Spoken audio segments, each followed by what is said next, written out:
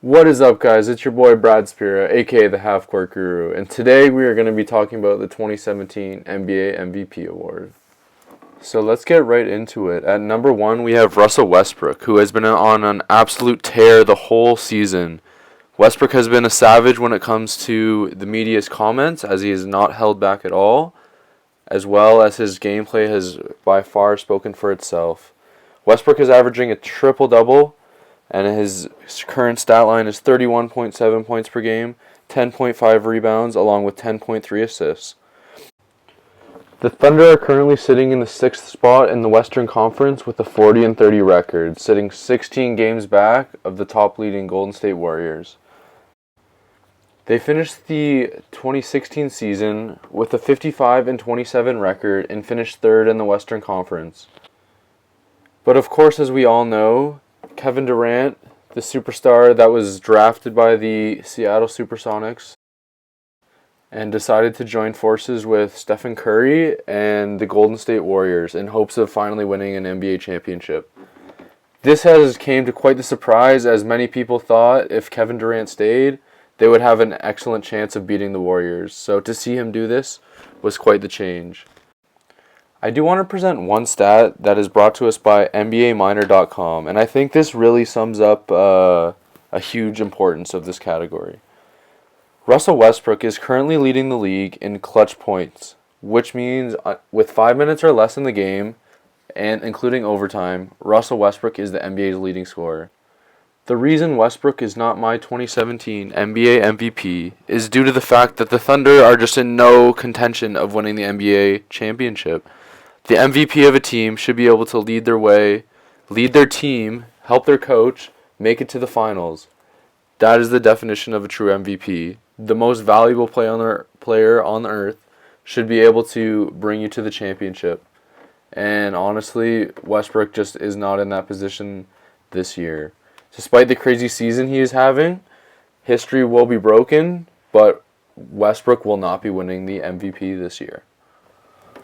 Number 2 on our list here is Kawhi Leonard. Leonard has been a beast all season, and the Spurs have been playing amazing. I truthfully think they have what it takes to get past the Warriors this year. Leonard currently is sitting at a stat line of 26.1 points per game, 5.9 rebounds, and 3.4 assists.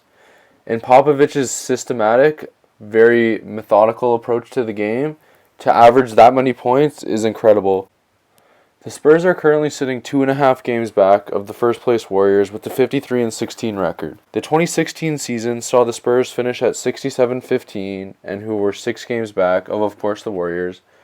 But the Spurs are out to prove something this year. Look at the way he's playing. Leonard is playing out of his mind. He's only ranked 13th in the clutch points performance with 120 points, but still, he is not the only one on that team that can score, and this is why the Spurs are going to go so far. They have options, Aldridge, Ginobili. They have guys that can put it in the net, and he is more than he's getting credit for. I know he's been an all-star starter the last couple years, but he doesn't feel like that's enough. The Defensive Player of the Year wants a ring. He needs that status. He needs that legendary performance in the finals in order to gain the respect that he deserves around the NBA. At number 3, the King, LeBron James. LeBron James has been doing his thing for his whole career. We all are aware of how dominant he is. Still the best player in the NBA, and the Cavaliers have been on a complete mission this whole year. James is putting up incredible numbers as always, averaging near a triple-double with 26.2 points per game, 8.4 rebounds, and 8.8 assists per game, which is just insane. Teams such as the Celtics, Raptors, even the Wizards now, have made good surges toward trying to catch the King and his Cavaliers at the top of the Eastern Conference. Currently, they're sitting at a 46-23 record, currently 2 games up on the Boston Celtics. They finished last season in first place with the 57-25 record. Honestly, at this point, the Cavs, Tyronn Lue, Kyrie, they're just getting ready for the playoffs. They've been resting a lot of players, which they have been getting some criticism for. But honestly, I don't see what the point is trying to win more games. when they're going to run through the East anyways, and then they need to be as fresh as they can for whatever Western Conference team that ends up playing them in the finals. One stat that some may find surprising is LeBron is currently ranked 20th on NBAMiner.com with only 99 clutch points. And this may seem surprising to some, but this is my exact reason why LeBron will not be winning the MVP this year. LeBron has a superstar point guard in Kyrie Irving, one of the best young players, and honestly, already a future Hall of Famer. Kyrie is working the load right now for this team. He brings the ball up. He gets everyone in position. He's able to score at will. Probably the best finisher in the paint. He does it all. LeBron clearly realizes that he doesn't have to do it all anymore. While averaging an insane stat line, LeBron knows that if they're going to win it this year, they're going to need a whole team effort. So this is why LeBron will not be winning the 2017 NBA MVP award. And at number 4, we finally get to the beard, James Harden, the Rockets megastar, who has been on a complete tear this year. Who in the league can really guard this guy one-on-one? Let's be honest here. I'll take the top 3 defenders. He's scoring 4 out of 5 times on all of these guys.